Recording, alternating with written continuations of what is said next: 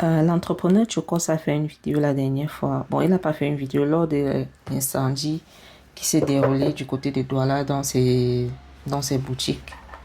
Il a déclaré avoir perdu plus de 300 millions. J'ai vu beaucoup de Camerounais sur la toile crier au scandale, au mensonge, en Mondovision. On nous prend pour qui? Vous nous prenez pour qui? Respectez les Camerounais. 300 millions, c'est de quels 300 millions qu'on parle dans le même Cameroun où on vit. Tu ne peux pas perdre 300 millions, rester zen et serein comme tu es. Et dans une autre vidéo, l'entrepreneur Chokos affirmait qu'on était de plus de 25 millions de francs CFA lorsqu'il avait l'âge de 24 ans. Les gens ont encore crié au scandale. Donc moi j'ai raté ma vie et tout. C'est à ce moment que j'ai compris que les jeunes sont des putains de paresseux.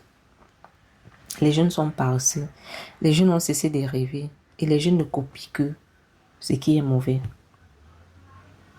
C'est malheureux, mais c'est vrai. Vous ne voyez que la petite bête. Partout là, il n'y en a pas. Je vous rappelle que même pour durer dans une secte, il faut respecter les conditions et faire preuve de beaucoup de témérité. Il y a certaines personnes qu'on n'acceptera jamais dans les sectes parce qu'ils n'ont pas les critères, ils ne remplissent pas les conditions pour y adhérer. Il y a la discipline dans tout. Et c'est ce qui manque à beaucoup de jeunes aujourd'hui.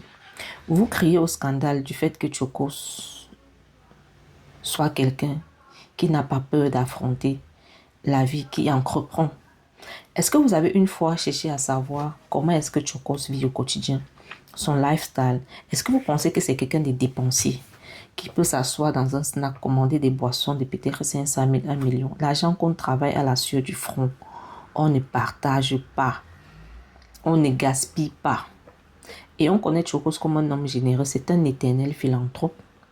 C'est quelqu'un qui a amélioré la condition de ses frères. C'est un peu ça. Donc, posez-vous la question de savoir comment est-ce que Chokos vit. Il vous a dit qu'il ne boit pas et même lorsqu'il boit, il boit chez lui. Il a une femme, il est marié, c'est-à-dire qu'il n'a plus de petites. Ça, vous n'allez pas chercher à imiter. Si on dit aux Camerounais de supprimer l'alcool de leur vie, ce sera une torture. C'est-à-dire, ce sera comme si on leur a demandé d'aller traverser la Méditerranée.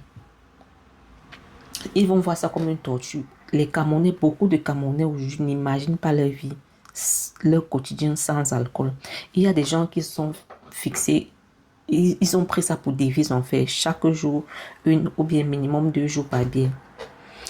Prends une caisse et mets 1000 francs à l'intérieur en supposant que tu buvais chaque jour 2 bières.